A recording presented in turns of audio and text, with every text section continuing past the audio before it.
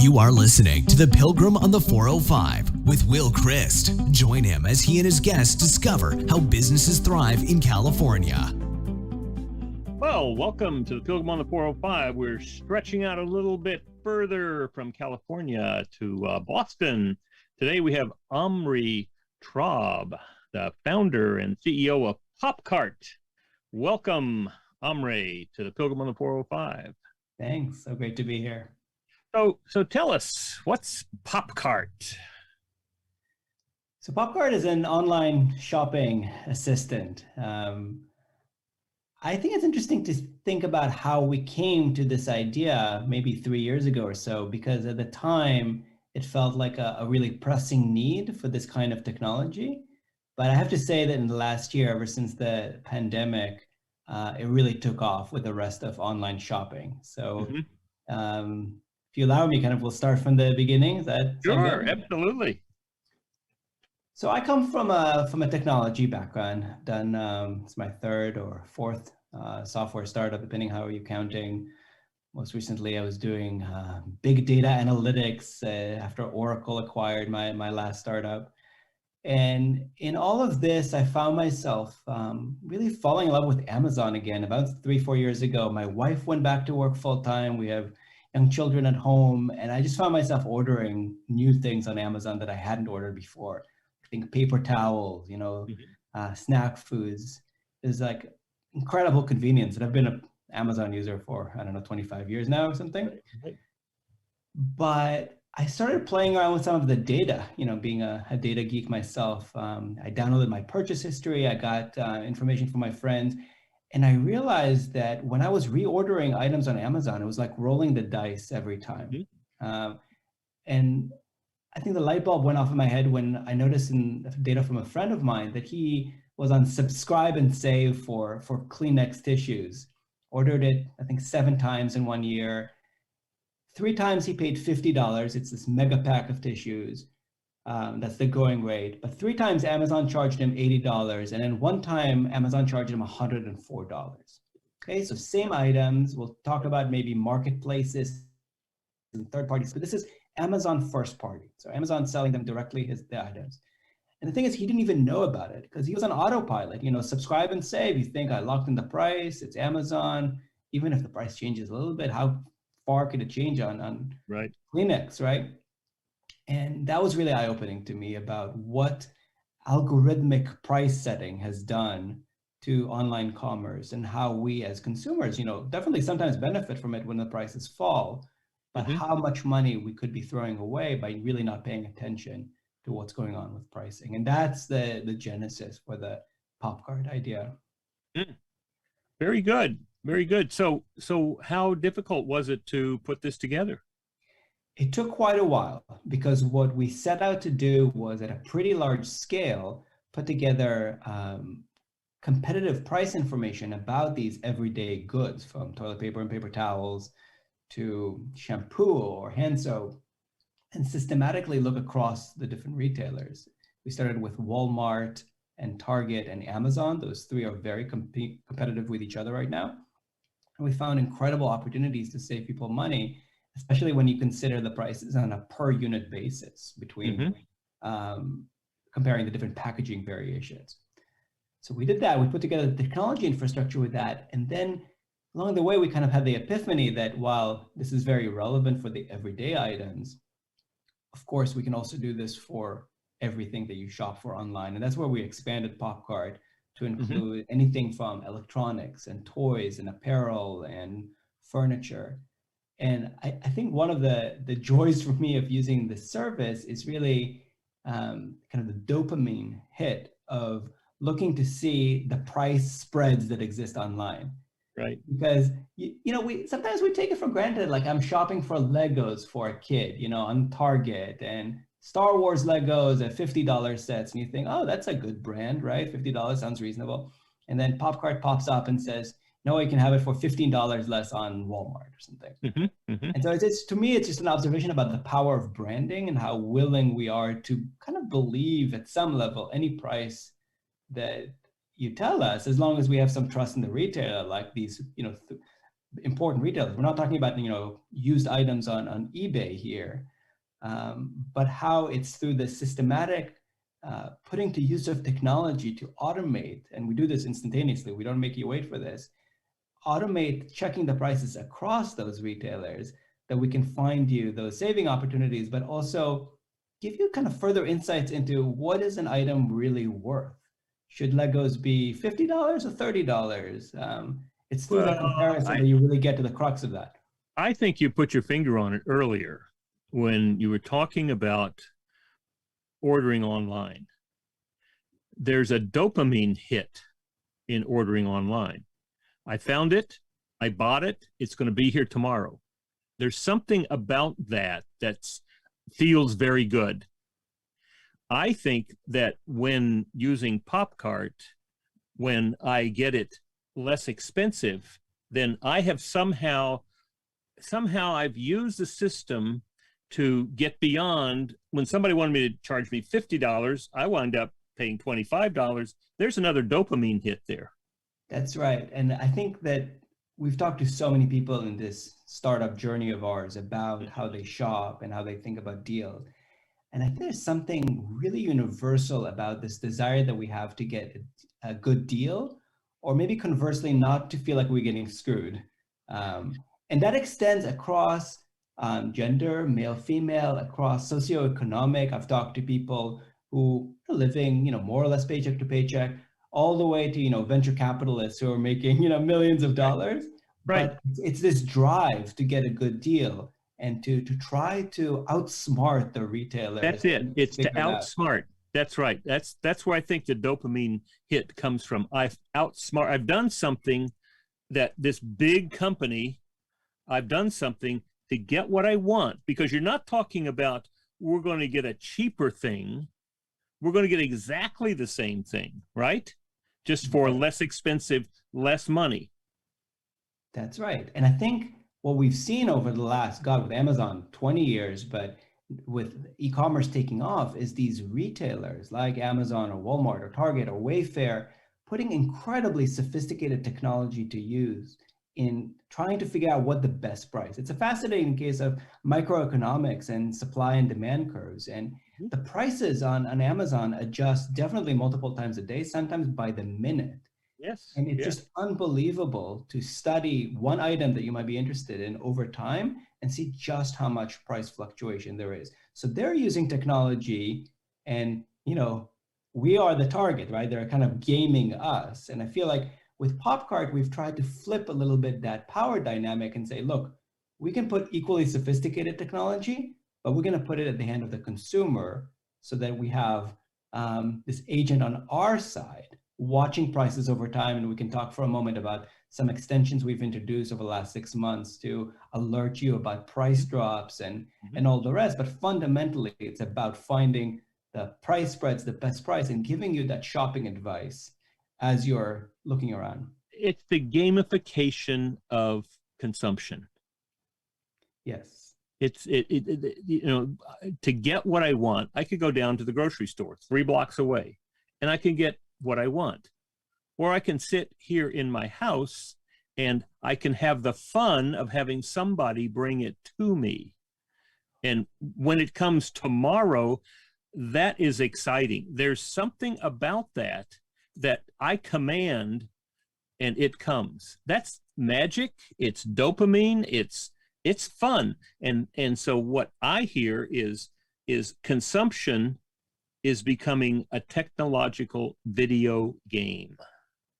Yes. Now, what we try to do at PopCart is not make the decision for you. It's just do the grunt work for you. So it's not fun to open 20 browser tabs and look across 20 different retailers and do the same search everywhere else just to get that dopamine rush of comparing and making the best choice. So what we've done is we've automated that part. Computers are good at that, but we put the options in front of you and compare it. And I keep coming back to those industry term is CPG, consumer packaged goods, right? The everyday essentials that we use at home, just because it's the most obvious there, that retailers play trick with you and manufacturers. For example, toilet paper. What's the difference between a mega roll and a super mega roll and a family size roll and all of that? And Walmart will have a different packaging from Target.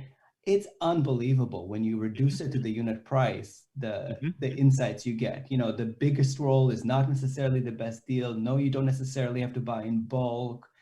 There's just, and if you compare it on a per unit basis, you could be paying, you know, 10x the price for something that on paper looks like a good deal, but it's not. And so that's what, you know, again, we geek out on the data, and I don't mean to suggest that you have to like be a data analyst to make use of this. It will just be like we find you a better choice. But if you want to delve a little deeper and you look at what's going on between those retailers, especially when you make variations in the packaging, it's fascinating what you find in terms of the price. Fascinating, and it becomes a game.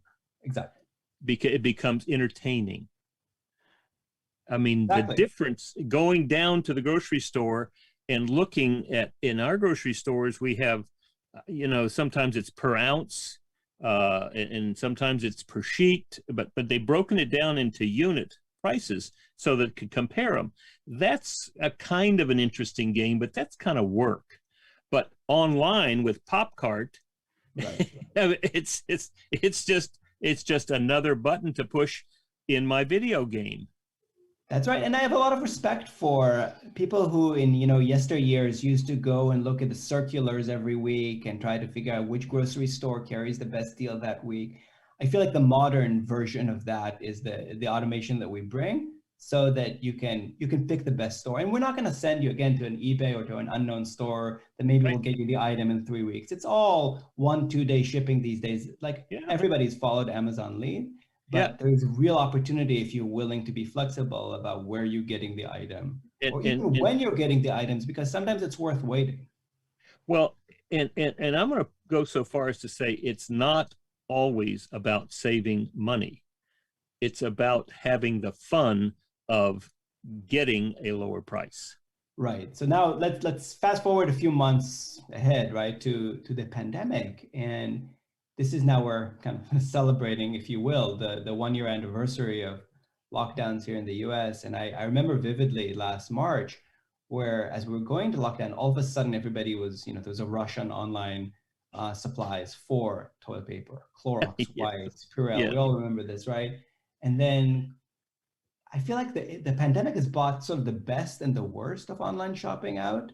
The best part is it was safe, right? We don't have to go into the store. And you know, we've gotten these heartfelt thank you emails from customers at that time saying, you know, I'm a single mom with a baby. I feel so much better not having to go to like 3 different stores looking for these essentials. So really, online shopping, Popcart, I don't take responsibility for that. It's really come through for us, but it's also brought the worst aspects, namely the price gouging that was happening. Right. So let's talk about that for a second, because I think that, again, it's something that we haven't really noticed, but there was a shift in the last 5-10 years on Amazon to the point where more than half the items sold on Amazon.com are actually not sold to you by Amazon. They're sold by a third party. Right. Unless you pay real close attention to the sold by and shipped by lines next to that buy box on Amazon, you may not know that or know where you're getting what you're getting. Now, some of these third-party sellers are great, you know, large brands or even large businesses that are reputable and just fine. But then sometimes there are people like you and me who are trying to make a buck and manipulate the system. So there's a whole host of practices that we can discuss and kind of catalog between drop shipping and dynamic price setting. But the bottom line is that you don't always know where you're getting it from, when you'll be getting it, or you can't always trust that the price is a fair price. And we saw that when the pandemic first hit. And so, but back to the lockdowns, what happened is started seeing severe shortages not in my memory in the US have I experienced this online. We've gotten used to, like you said earlier, getting what we want when we want it, you know, 2 days later. So all of a sudden our friends started calling us at Popcart and saying, can you help me buy toilet paper? Because we were sitting on this database of essentially real-time data about where these items are available. And we started buying them for their friends. And then we thought, hey, what are we doing here? Like, why not open source this? And we built the service that basically was a real-time feed that you can subscribe to for a product you need. Clorox wipes, masks, Purell, toilet paper, that lets you know when it's back in stock, and then you can click through and try to get it in time. And it wasn't foolproof, so maybe every third or fourth time you click through, you were able to get it. But for many of our friends, it was the only way they got it. And then we opened it up to hundreds of thousands of people using the service.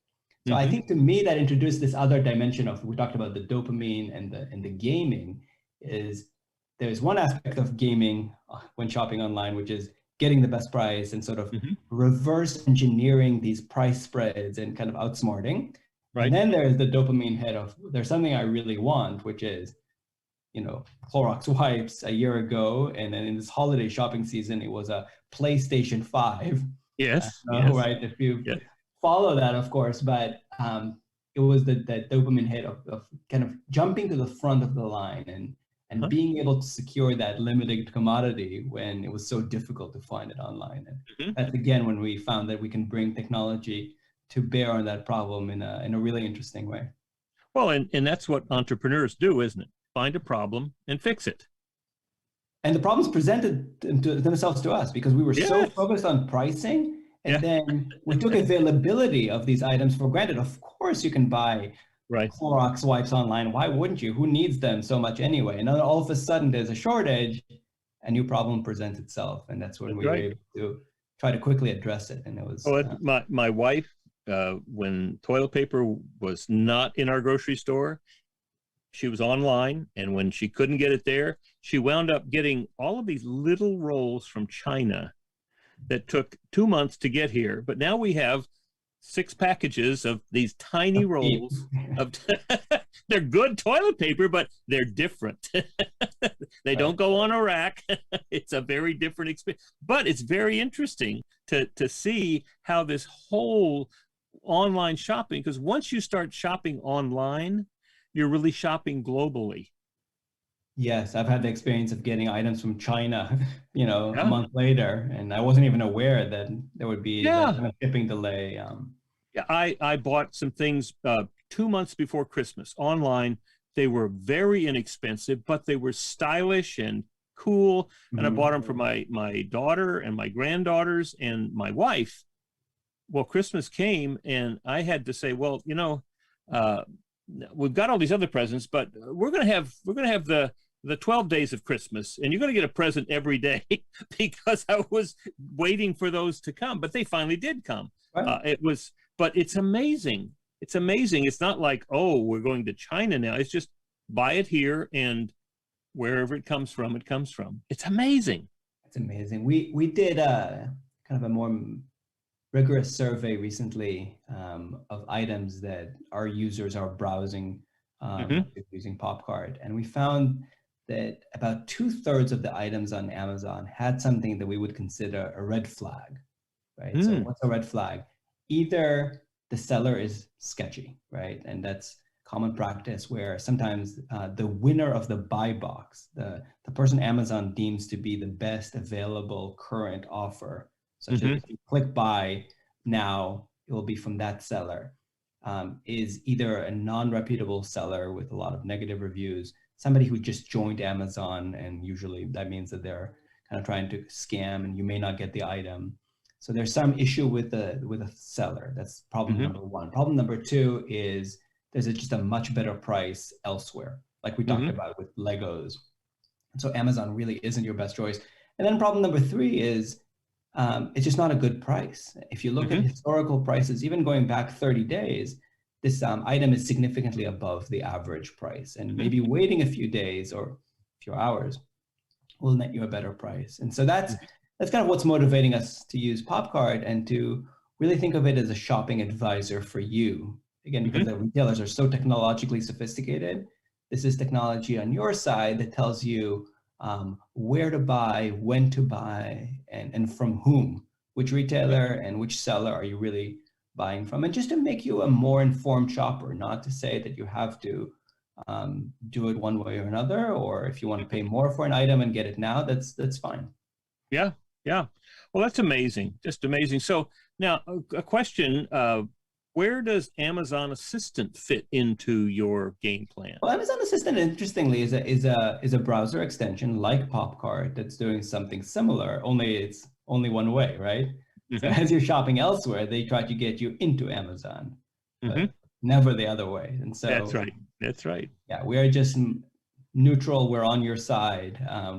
And some other extensions out there doing something similar have a hidden agenda. Sometimes they would send you to an eBay listing. I wouldn't buy Yeah. most stuff like that from eBay, but we just give you the best deal, regardless of whether or not we have some sort of an affiliate marketing relationship with the retailer. All right. So talk to me about startup. Tell me about financing. I mean, businesses, entrepreneurs have great ideas, sometimes stumble because they can't get the financing that they need. So tell me about how you got started finance-wise with Popcart. Well, in that regard, I think we've been really fortunate. We're here in the Boston area, and I have a very large network here in the startup space, in the entrepreneur space, and also with venture capitalists. Again, I was a part of this amazing team at a company called Endeca, which in 2011 was sold to Oracle for over $1 billion. It was one of the largest exits here in the Boston area. One of our advisors and investors is Paul English, who's the founder of Kayak, the travel comparison site. And so we've just had the good fortune of being connected to that venture capital community. And so basically, as soon as I found my way out of Oracle and decided that I wanted to start a company, I ended up joining one of the venture capital firms here in Boston, CRV, as an entrepreneur in residence, where they just kind of incubated the idea for about 6 months. And when we developed enough conviction that we wanted to build this tool, they immediately just wrote us a check for a seed level of funding, which was enough to get us started.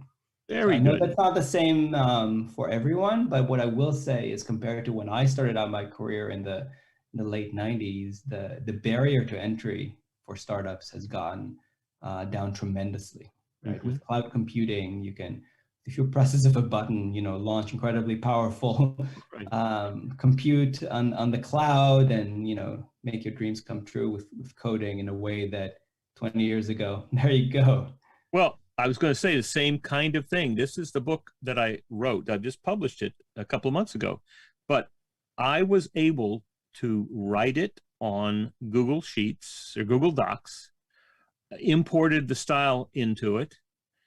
I wrote 10,000 words in 2 weeks, 500 words a day, right? 10,000 words. And then within 3 days, it was up on Amazon. And I see it physically, right? Not just an electronic copy. No, they did it. It's print on demand. Yeah. I don't have to have an inventory any place. It's just, I went up there, popped it up there. The next day, people could buy it. And I can buy it and ship it to people through Amazon. Yeah. And plus the ebook, it's there immediately. It's amazing the kind of things that people can do today. And it's not just do-it-yourself hobbying. You can really produce products and services online so much easier. Yes. And especially now that I'm paying attention to online shopping and e-commerce, there's an incredible rise in what's called a direct-to-consumer movement, right? If you can imagine a product, a kind of product, and you can make it, often by having a design that you can ship off to some factory in China, you can bring it to market with a shiny storefront on a site like Shopify, and really be up and running in just weeks. And then it's all about marketing and branding, like we discussed before. Make it look great and shiny, and often you can be very successful. Yeah. Well, I designed the cover myself on Canva, and it took me an hour. Boom. Great. And Alibaba will manufacture anything you want. Right? It's amazing. So talk to me now about, what's your business plan? How do you make money? I mean, I don't pay anything for Popcart. That's right. So at the simplest level, every time we refer you to a website, we get a small percentage of the purchase when you make it. That kind of relationship is called the affiliate model, and it's been in Okay. place for many years. Again, I just wanted to emphasize that we don't bias our results at all by that relationship. For example, Amazon is not paying us any money, but we still include it in our search results. I think longer term, what happened just over a year ago is that a competitor of ours, a comparable product called Honey, which I'm sure your listeners very are much familiar with, because they have really brought this idea of this shopping assistance browser extension to the mainstream. They got bought by PayPal for $4 billion. That was eye-opening for us, because we dream big, but I think that and a lot of people, discuss the price there and was it worth $4 billion? But I think it just goes to show how hot this area of online shopping is and how valuable it is to have a tool that has become popular with a lot of consumers and helps them on that path to the purchase. And I'm sure you got a text immediately from Paul English saying, hey, look this. I did, and for my investors as well. So not promising anything yet, but well, Honey been around for a while. Honey had been around for a while. They did something really smart, which is they automated that process of trying out the checkout codes, right? So you don't want to be the last idiot on the internet who doesn't know about the Save 25 code. But I think the interesting observation about that is that, again, speaking of dopamine, it's a great rush when you get 25% off. But I think what we're not programmed to see through is 25% off of what? Oh, yeah. So that's if it's 25% off of a really high price, it may not be a good deal. What we see in PopCard all the time is for that, instead of that 25% coupon, we can actually find a different price on a different retailer that's 40% cheaper all the time. So coupons and checkout codes are part of the answer, but I think that a systematic price comparison like we're doing is actually nets you a whole lot more savings than promo codes. Well, let's talk about your path forward with PopCard, but also talk about the environment. Now that we are looking at having herd immunity, maybe by July, August, September. I don't think people are going to quit getting their dopamine fix from buying online just because they can go outside now. I think that's right. I think that some experts are saying that online shopping, e-commerce, has been accelerated by 5 or 10 years by this pandemic, and that feels right. These behaviors that we learned are not going to be unlearned anytime soon. Lots of people who were shopping online started shopping for all these essentials like these toilet paper or paper towels, and they're going to keep doing that. We have a lot of PopCard customers who are really first-time online shoppers, older consumers who really haven't had a good reason to try online shopping, and now, like lots of us, are. You got muted, Omri. Yeah, I'm sorry. 1 second. Okay. So excuse me. So I think that's here to stay, and I think that even as people come back to stores, what we are following as a trend is what I'll call the hybrid model, right? Where we may be doing the research and completing the purchase online, but we're actually picking up an item at the store. And that's the industry parlance for that is click and collect. I think different retailers call it curbside pickup or store pickup. It's surprisingly popular. It's actually been popular in Europe for 10 years now. It's very mainstream, but I think it took the pandemic here in the US to bring it to the consciousness of the mainstream shopper here. The idea that you don't have to wait 2 days that have somehow slipped into sometimes 4 or 5 days on Amazon. You can actually buy the item right now and then drive to a Home Depot or a Target or a Kohl's or one of those retailers that has so many stores available near you. Best Buy is another example. And you can pick it up within an hour. So that's kind of this hybrid model where it's a digital shopping, online shopping experience, but a physical experience of picking up an item. And I think we'll see more of that play through. How about the reverse? I'm going into a Best Buy and I see Yeah. the price, I can take a picture of it, and Amazon will identify the picture and give me a price comparison. Yeah, it's funny you Yeah, should mention that. We're actually working on a version of a PopCart mobile application that will that's be what I was going to releasing. ask if you had one, Oh, because that is my comparison shopper in my phone.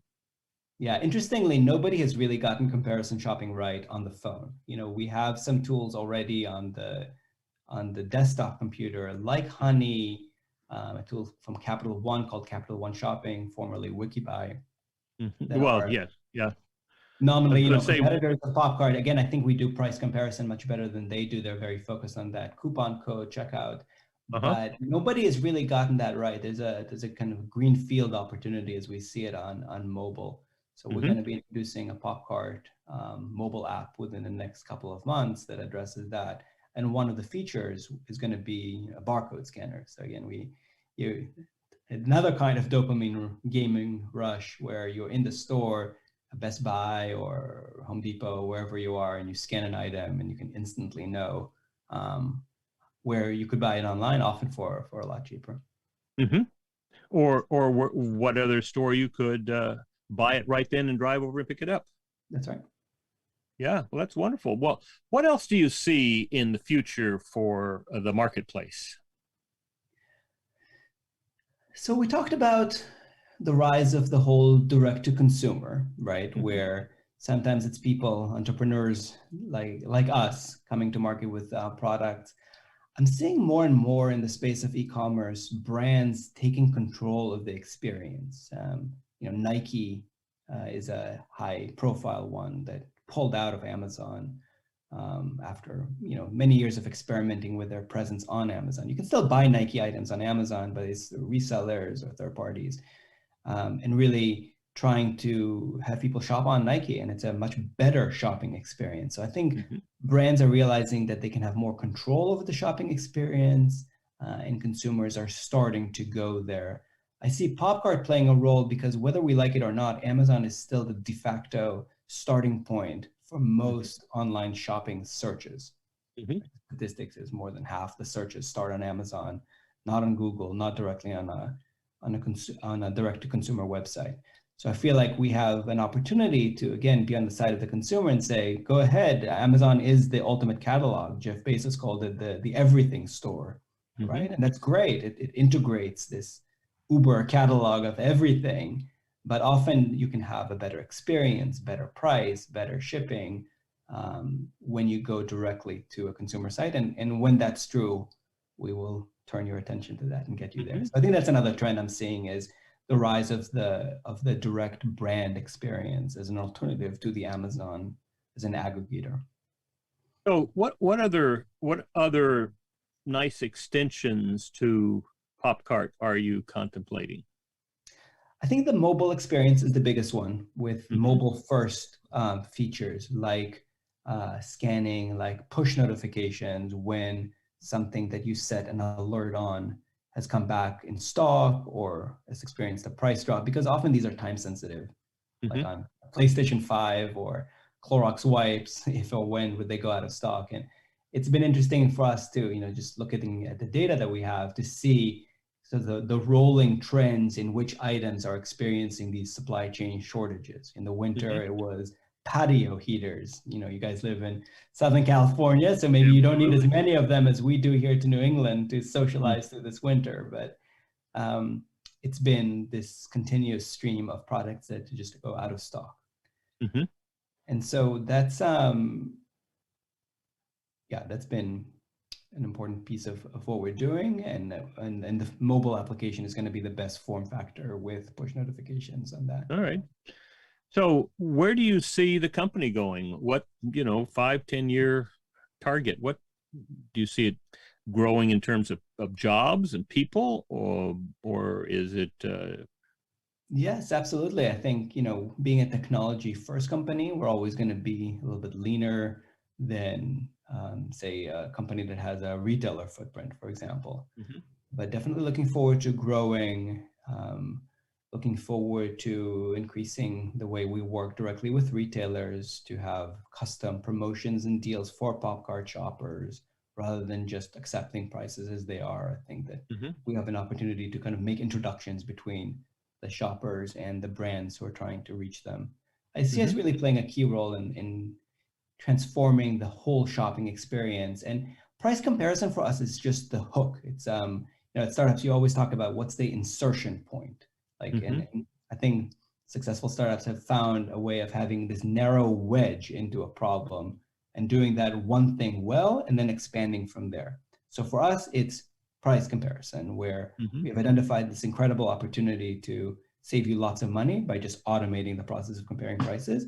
But ultimately, what we're after is helping you throughout the shopping experience. So from the research phase, I don't know about you, but I'm faced with Amazon search results every day for just everyday decisions like a USB cable or some trivial item. And there are all these brands that I don't recognize. And I find myself relying on techniques like who has the most reviews. And I know that those are manipulated and I don't have a much better choices. So integrating PopCard into the earlier in the buying experience with help on what to buy, kind of buying guides, looking at reviews, and then all the way through the checkout experience and payments. I think there is definitely a need for this shopping tool on the consumer side.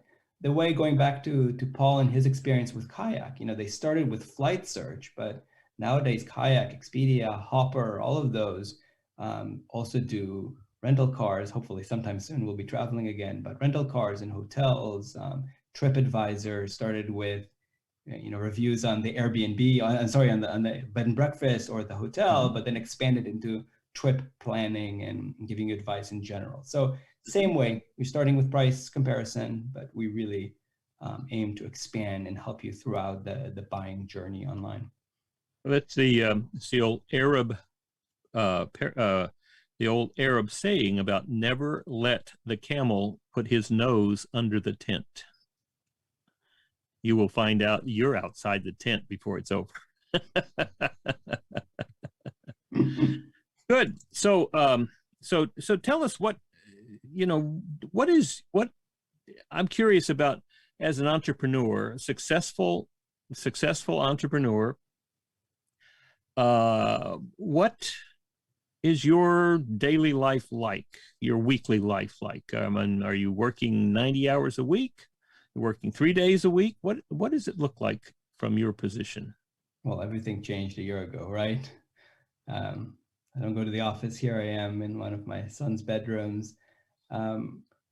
It's been eye-opening for me. I've always been such a strong proponent of physical work, co-locating with colleagues. And this is really the first time I'm doing communication with a team remotely on this scale. It's been, I think, surprisingly effective for me. We've learned to patterns of communication through tools like Zoom. On a more personal note, here I am at home for the last year. We had a baby a year ago who's just over a year old now. And so I think that being able to just go downstairs and spend some time with him has been incredibly satisfying, and a little bit of the silver lining from this whole pandemic and lockdown period. So it's been a balancing act, made, I suppose, both more difficult by the fact that my work and my home life are now co-located, but also easier for that reason, in a sense. Will you continue maintaining some time at home? We will, for the foreseeable future. Again, we'll watch the development, and then as we hit the next milestones in our company's growth and start dramatically hiring and expanding, I think will be a time to get some office space again, because I do believe that it's special and different when you can just swivel in your chair and look over someone's shoulder and work together. But now, for now, we're making it work. What do you use for remote communication? Do you use Slack? Do you use Teams? We use Slack. Amazing how that transforms the communication. I really try not to use email at all these days. Right. Because it's there's a record, it's conversational, it's so effective. Excellent. Well, what would you like to? How do people find PopCard? I mean, or what's your marketing thing? Do you have some way of letting it rain down on people so everybody has a chance to use it? It will be an immersive experience. We'll find you anywhere and sell you popcorn. No, okay. Head over to popcart.com. Hopefully you'll find it useful. Again, as a browser extension. Watch out soon for our mobile application that's coming, but Good. It's the best way to find out more. Well, if somebody wanted to talk to you about PopCart, wanted to integrate it with something else, or wanted to talk about investment, where would they get in touch with you? Shoot me an email. I'm otraub@popcart, or you'll find a contact form on our webpage, and we'll get in touch with you. Excellent. What would you like to tell people as we finish up? What would you like to leave people knowing? I think what I'd want for people is to open their eyes a little bit when they're shopping online. I think life is so busy, and often we shop in the margins of our day, make quick decisions. So I just think it's important for people to be aware that while in 2021, it feels like the golden age of online shopping in terms of the availability of everything, it's also the case that things are much more complicated than they have been even a couple of years ago, and they ought to be paying a little bit more attention. So I think with a little bit of caution and maybe some help from a tool like PopCart, I feel like online shopping is this incredible asset to us these days. But I think that it's worth just paying a little bit more attention as you shop. Great. Well, it's been wonderful. I'm so glad to meet you, Omri, and wish you all the best. And I'll be popping along with my PopCart application. Well, it's online, and I've already seen that there are places where I could save money. Thanks, Will. It's been a pleasure. Thank you. Take care. All right, I've stopped my recording, and Paul will be on here pretty soon. But I think everything's fine. I think we sounded good. Paul, you all set? I'm good. Can you put that in a Dropbox or two? Because mine got a little wobbly at the end there, so I'll compare the two. And you can add the outro on it. Yes, exactly. I will do that. All right. Okay. Fascinating stuff here. Thank you, Paul. Good conversation. Take care. All right. Great. All right. Pleasure. Bye-bye. Talk to you later. Bye-bye. All right.